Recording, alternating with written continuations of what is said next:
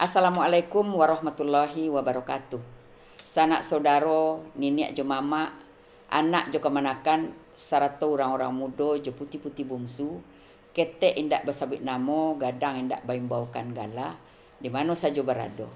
Alhamdulillah, dengan izin jo ridha Allah Subhanahu wa taala, di hariko di kutikonan bayi awak basuo untuk bercerita tentang adat jo budaya negari awak Minangkabau ko di tapian katoko.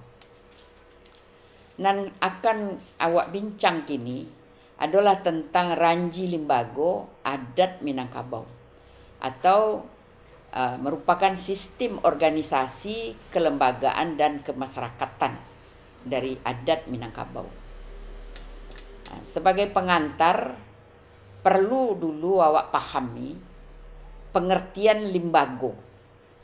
Limbago adalah suatu bentuk sistem adat dan pemerintahan dalam suatu masyarakat yang telah ada secara turun-temurun bersifat genealogis sebelum NKRI ada.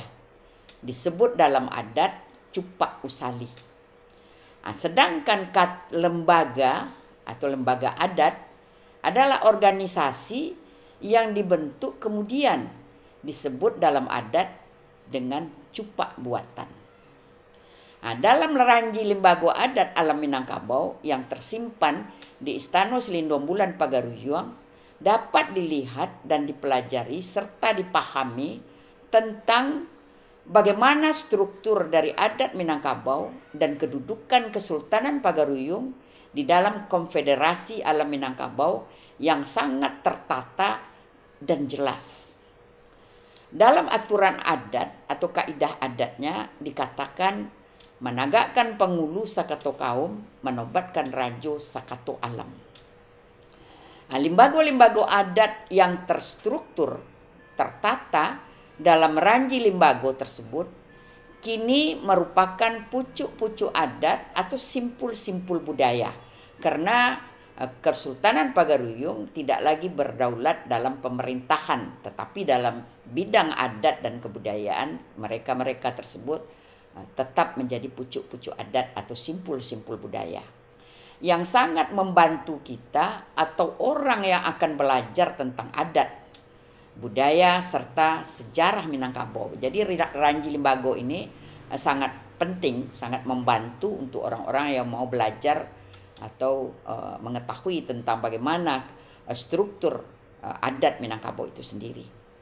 Kemudian kita coba lihat Ranji Limbago adat alam Minangkabau adalah sebuah institusi yang menyelenggarakan adat dan mengambil keputusan adat. Struktur tersebut atau kedudukan adat yang demikian disebut adat diisi limbago, dituang. Ranji Limbago adat Minangkabau terdiri dari limbago nan ampek atau 4 limbago. Pertama, limbago raja. Yang kedua, limbago kelarasan.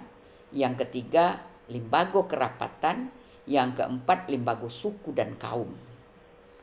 Kemudian kita coba melihat satu persatu atau menceritakan satu persatu. Yang pertama, limbago raja. Limbago raja atau rajo adalah lembaga atau limbago eksekutif tertinggi pada kerajaan atau Kesultanan Minangkabau Pagaruyung. Merupakan pucuk bule urek tunggang atau pucuk bulat dimisalkan dengan tanaman dan akar tunggang. Jadi limbago rajo ini merupakan pucuk bulat dan akar tunggang dari Kesultanan Pagaruyung. Terdiri dari balai tinggi yang disebut juga dengan Rajo Tigo Selo. Terdiri dari yang pertama, Rajo Tigo Selo itu daulat yang dipertuan Raja Alam Minangkabau Pagaruyung Darul Koror berkedudukan di Pagaruyung. Ini yang mengatasi ya, yang di atas, yang tertinggi. Kemudian yang kedua, Raja Adat berkedudukan di Buwo yang mengurus masalah-masalah peradatan. Kemudian yang ketiga, Rajo Ibadat berkedudukan di Sumpur Kudus mengurus urusan tentang peribadatan atau agama. Kemudian kita lihat di bawah Rajo Tigo Selo ini ada yang disebut dengan Niniak Nan Batigo atau nenek yang bertiga. Ini bahasa Minangnya ungkapannya seperti itu, yang merupakan penasehat dari raja-raja tadi. Yang pertama, nenek itu atau nenek yang bertiga itu disebut pucuk bule limo kaum, sekaligus menjadi pucuk bule urek tunggang dari kelarasan Bodi Caniago. Dalam struktur kerajaan Pagaruyung, ini disebut dengan ungkapan gajah gadang patah gading. Artinya gajah yang besar tapi gadingnya patah atau dipatah. Nah, bergelar Datuk Perpatih yang sebatang. Dan kemudian setelah kerajaan Pagaruyung berdiri, gelarnya diganti menjadi Datuk Bandaro Kuniang. Disebut dengan gajah gadang patah gading karena dia tidak memegang kekuasaan eksekutif. Jadi dia cuma kekuasaan yudikatif atau legislatif.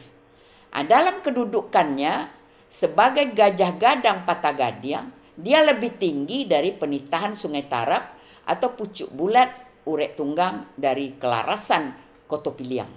Tetapi sebagai pucuk bulat urek tunggang Bodi Caniago, kedudukannya sejajar dengan pucuk bule urek tunggang Koto Piliang atau penitahan Sungai Tarap.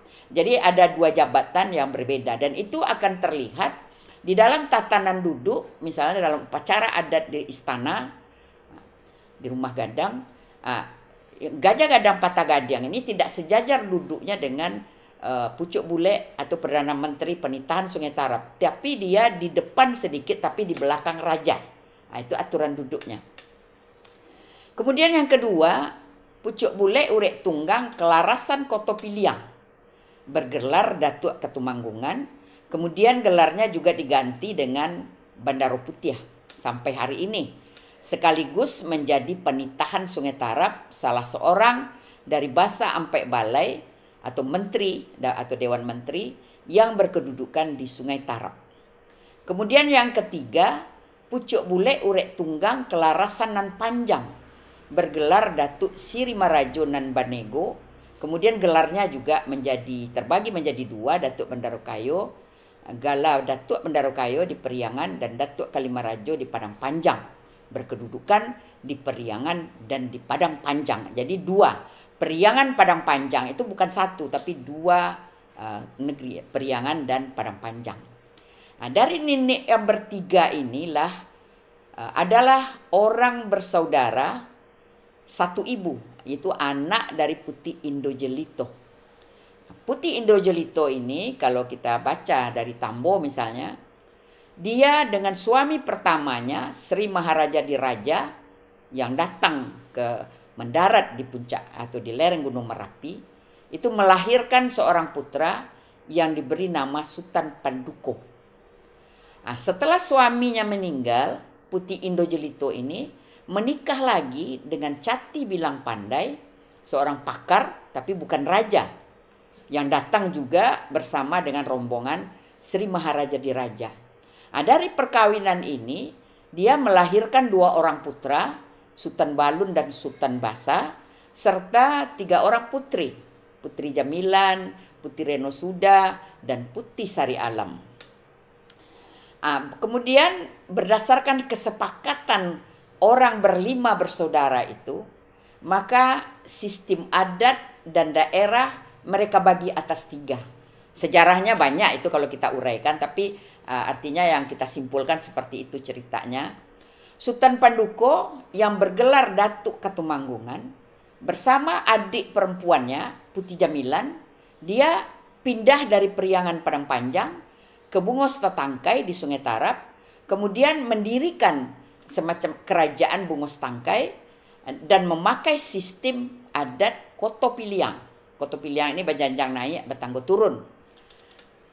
Kemudian ada saudara laki-lakinya Sultan Balun yang bergelar Datuk Perpatian dan Sebatang bersama adik perempuannya Putri Reno Sudah atau Putri Reno Indah juga pindah mencari tempat ke Dusun Tuo di Limokaun dan mendirikan kerajaan yang disebut dengan Dusun Tuo dan mereka menerapkan atau memakai sistem adat Bodi Caniago atau sistem demokrasi yang membusek dari bawah. Nah, itu kebalikan dengan yang Koto Piliang tadi.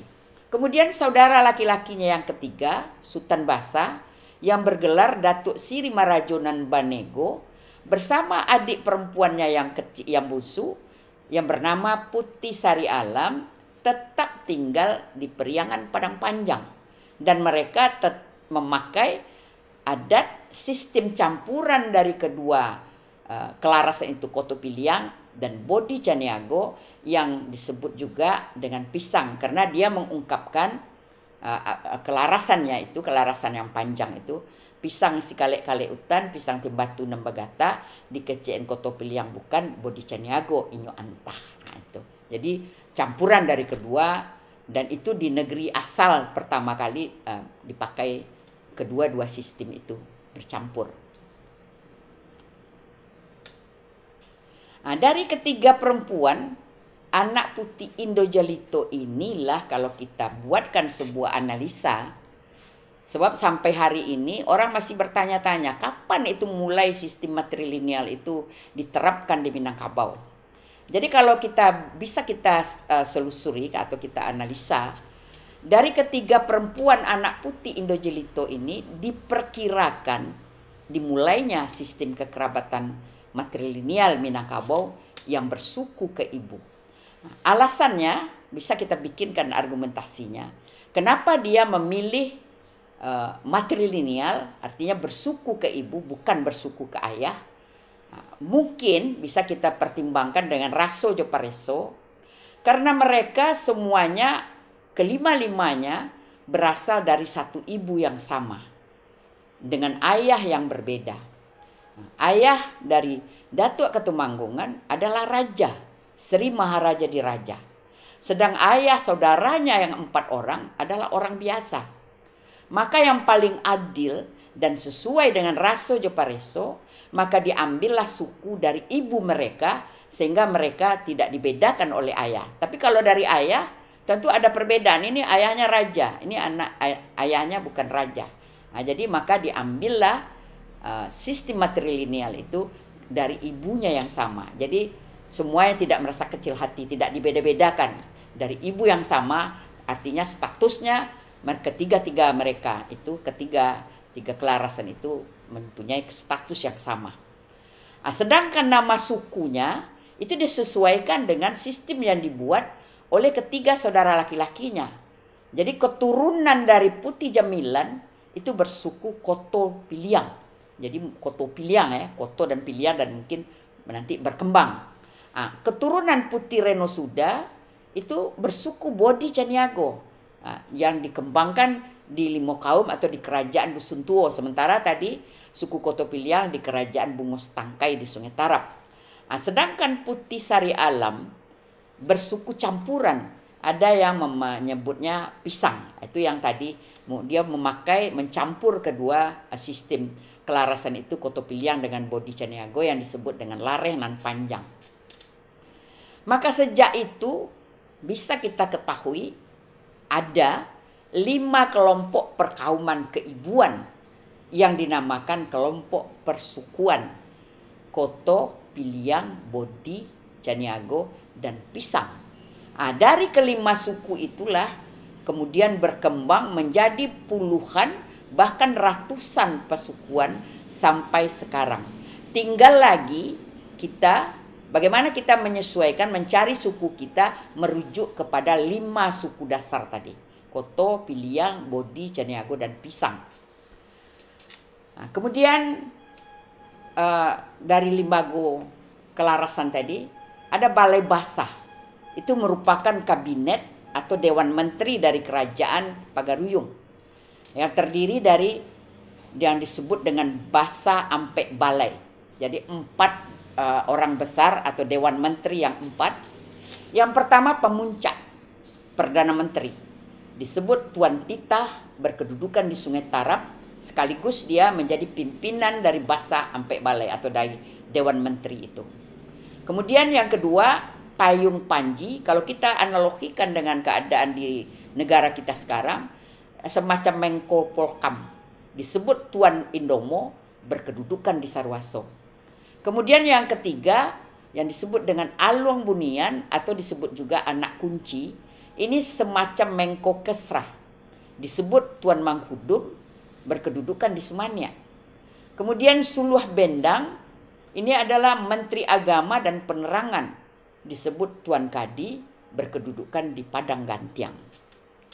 Nah, di samping 4 menteri tadi, dari 4 basa sampai balai tadi, ada 1 orang lagi, menteri ex officio, yang disebut juga dengan Harimau Campo Koto Piliang atau Parik Paga Alam, disebut Tuan Gadang, berkedudukan di Batipuah 10 Koto.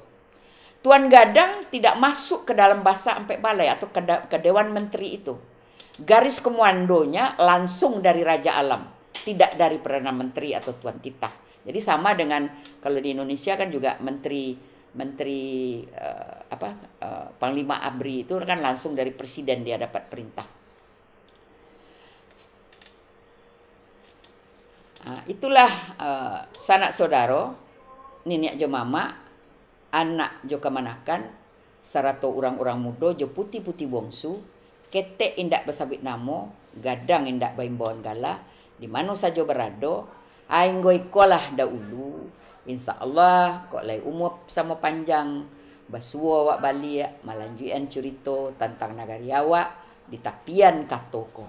Dan wassalamualaikum warahmatullahi wabarakatuh.